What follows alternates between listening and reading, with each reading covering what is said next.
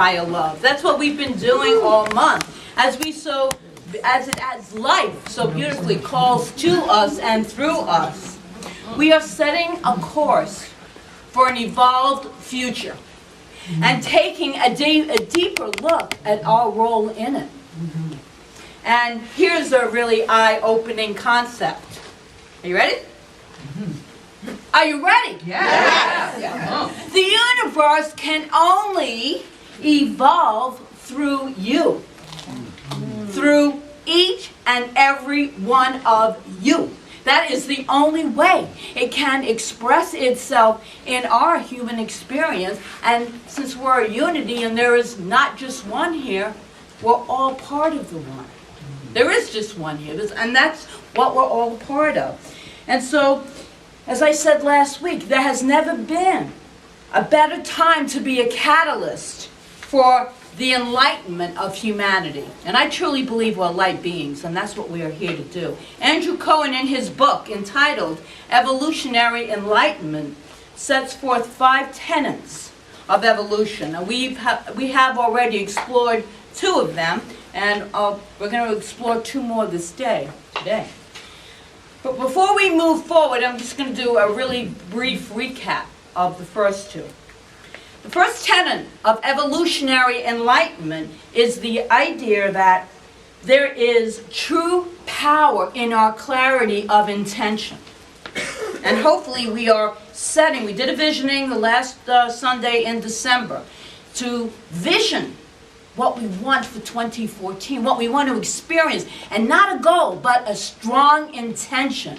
So the clearer that intention is, the clearer the law can give it back as that thing that you do desire. So that's why the clarity is so important.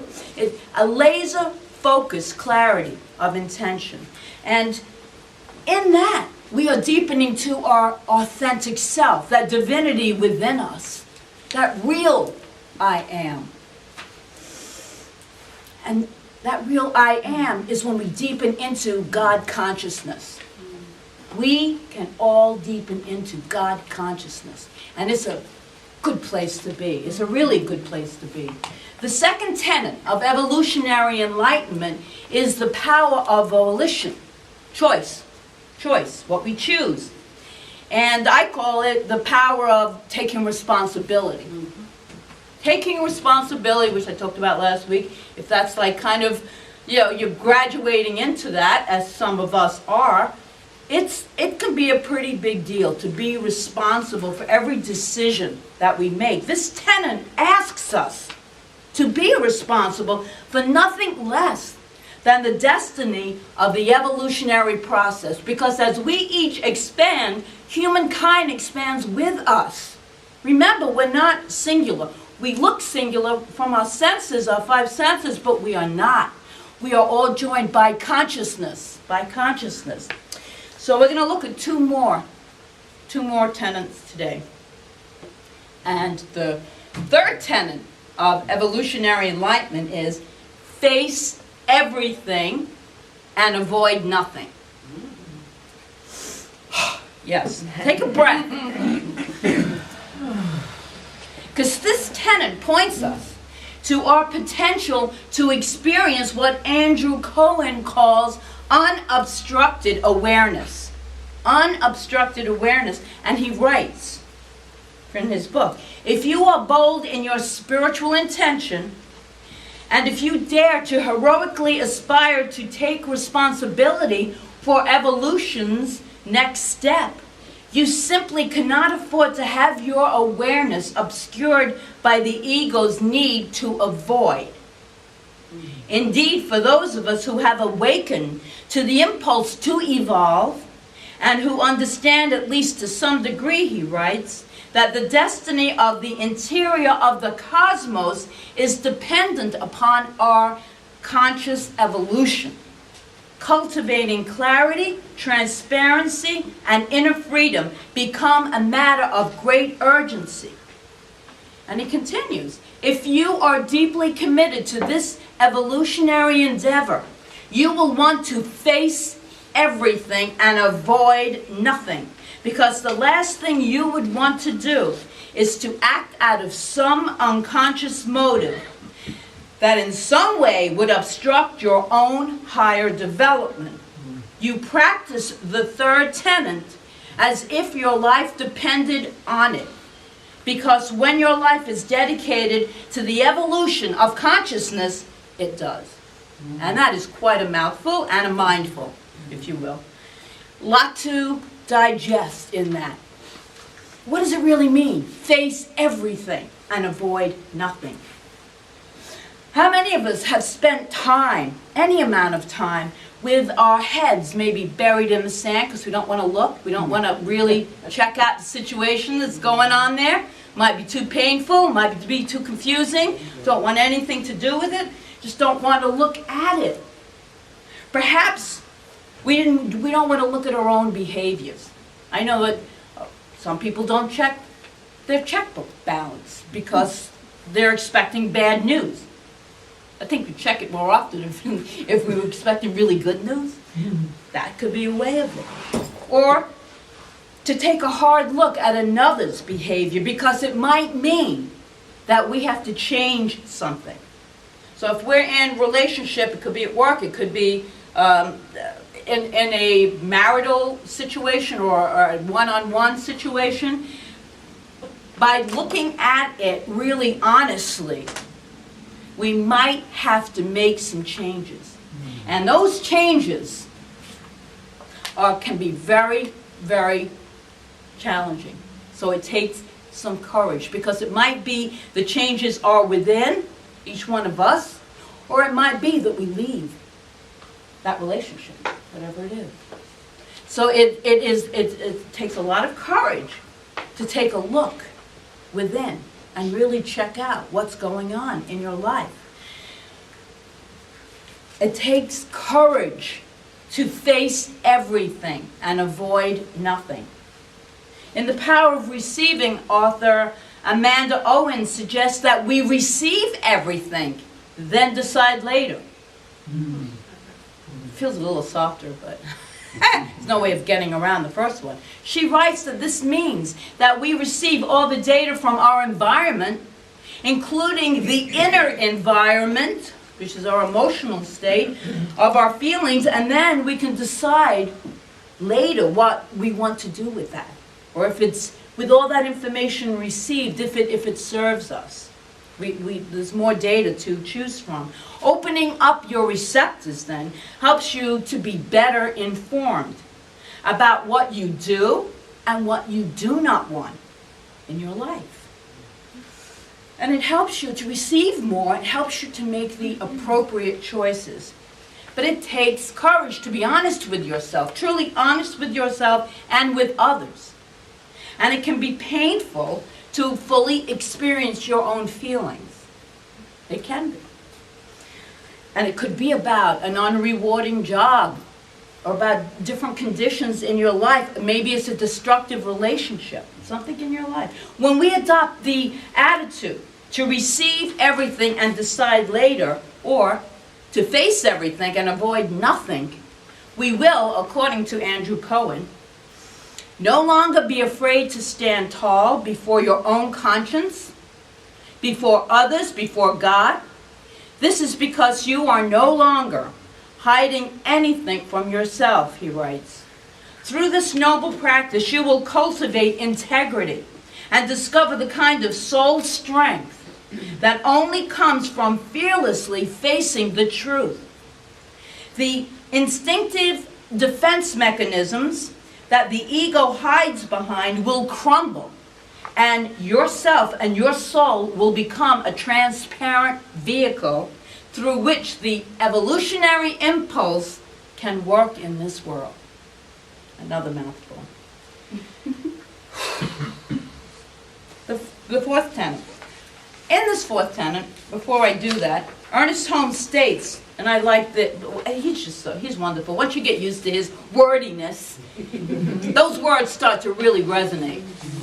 He says, our faith does not burst forth fully orbed. Fully orbed. So we're always developing. We're always becoming more of. That's what the evolution is. Evolution of consciousness is us becoming more of. We get to choose. Well, enlightenment, in fact, is a process. We, in fact, are a process. We're a process. We never arrive. It's not like we start here and we end here. It's a continuous process. And the more honest we are within ourselves, the clearer our decisions are, and the higher they serve us. Higher love. So the fourth tenet is process perspective. And again, Cohen writes, it points us directly to the liberating viewpoint that emerges when we see every aspect of our human experience as part and parcel of the vast cosmic process. The fourth tenet compels us to break through the habit of compulsive personalization that so many of us are painfully trapped in. About me, my pain, myself. So it is asking us to rise above this.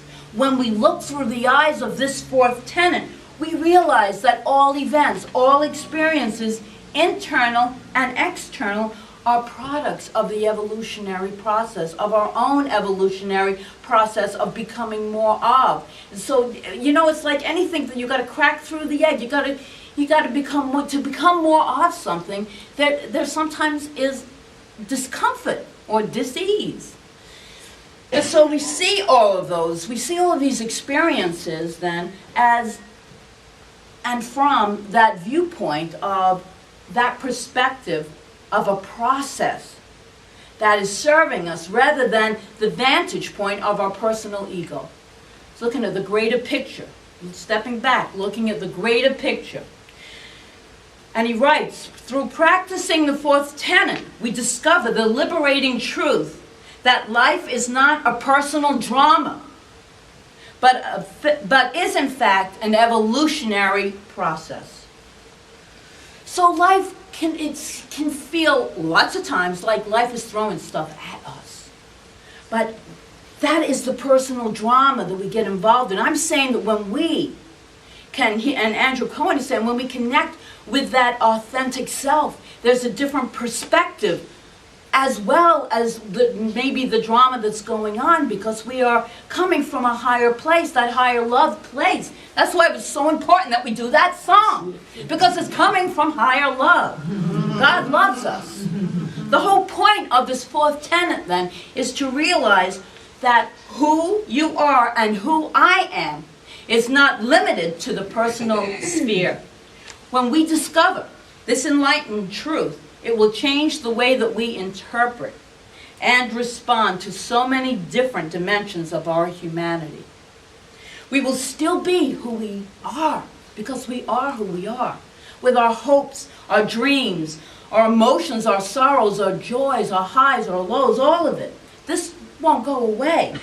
But when we can see our personal lives and experiences from that perspective of higher cosmic process, there will be space. Just think of the science. If you don't even know it, just visualize it. There will be space, because there's conscious space between all things. That's consciousness right there between things. The space around the arising of all experiences is a newfound space, possibly, in your awareness, and it's where you can make the appropriate choices, informed by a greater context.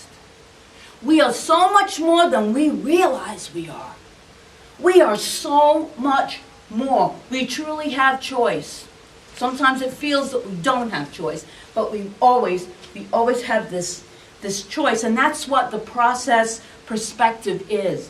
It's a bigger context, so much more. From that perspective, you can see your personal experience, which at times can feel overwhelming, but you can see it within the larger I am, if you will, the larger context. The drama of your personal desires, because it feels like drama sometimes, yes? I keep saying I'm so over drama, and it just keeps coming anyway, so maybe because I'm saying that, I'm attracting it into my frequency. But it's like, this is part of our experience here, is to have all of this these different circumstances and experiences going on, but at the same time, going to the direct source of I am, and knowing that we're so much more. We're such beautiful beings of light that we don't truly acknowledge that all the time. We get stuck in that drama stuff. And so Cohen says, as we identify with the impersonal energy and intelligence that is driving the creative process, we will find a higher, spiritually inspired passion. And care does begin to inform and transform our personal lives, our intimate relationships, and the culture we share and co-create with others.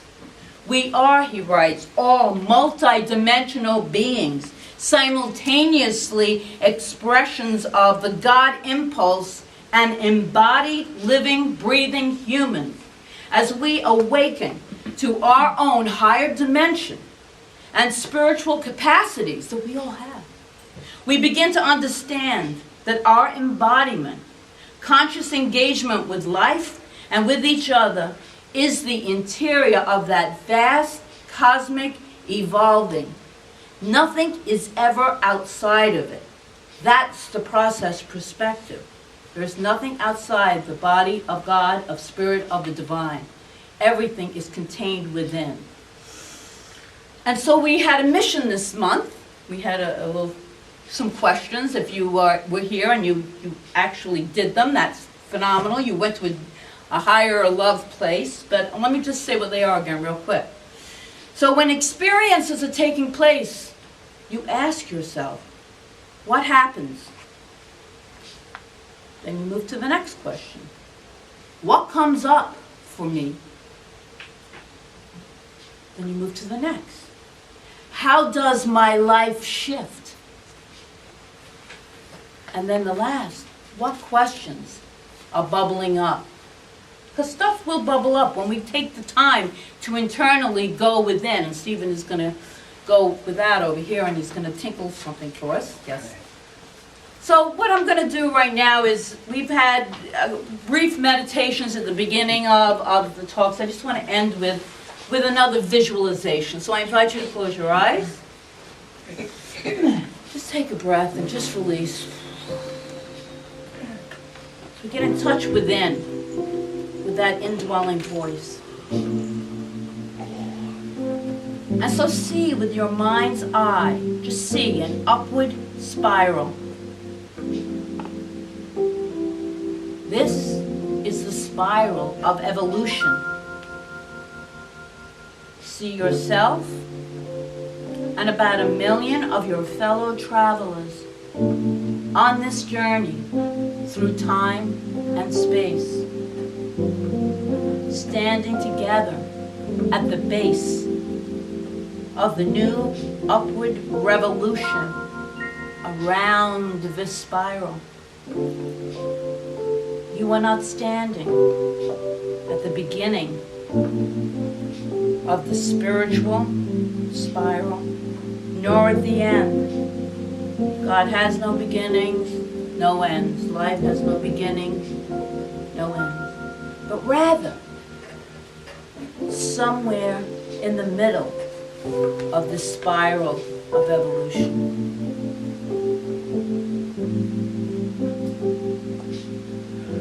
You and 1 million of others like you stand there with the clearest and deepest intent to make that revolution up and around to the next higher level. It is what our hearts long for. It is what you yearn for. And so feel that longing, feel that desire in your heart right now.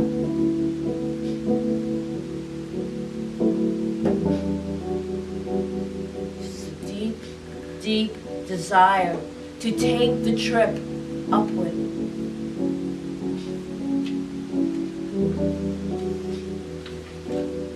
You are absolutely aware of your individual, personal responsibility in bringing this evolution about. It is not someone else's job. It is your job.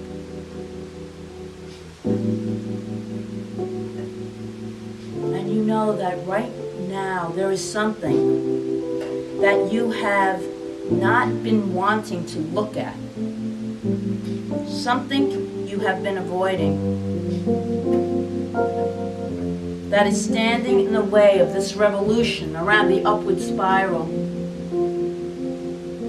And so in this safe, sacred, and holy space right here, take a look at it. Take a look at it with love. Bring a higher love to it right now, but be willing to look at it. And let yourself be brought to a new place in consciousness, or a new place in activity or behavior. Invite a higher decision to be made right now. And finally, take a couple of steps back in your mind's eye from your individual life and take a look at it in the context of this spiral you are on. See every scene, every activity, every occurrence, everything that has occurred up to now and that will occur in the future. As part of not just your evolution, but the evolution of humankind. See yourself right now as a key element in the entire process of evolution.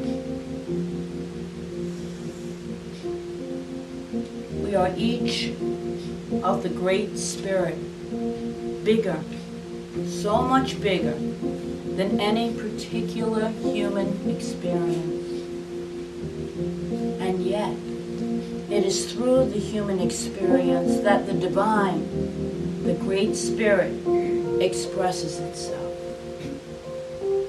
And so we give thanks for every experience. We give thanks for life itself. We give thanks for everything that is, was, and ever shall be. Because truly, it is all good, it is all divine, and just know that you are loved.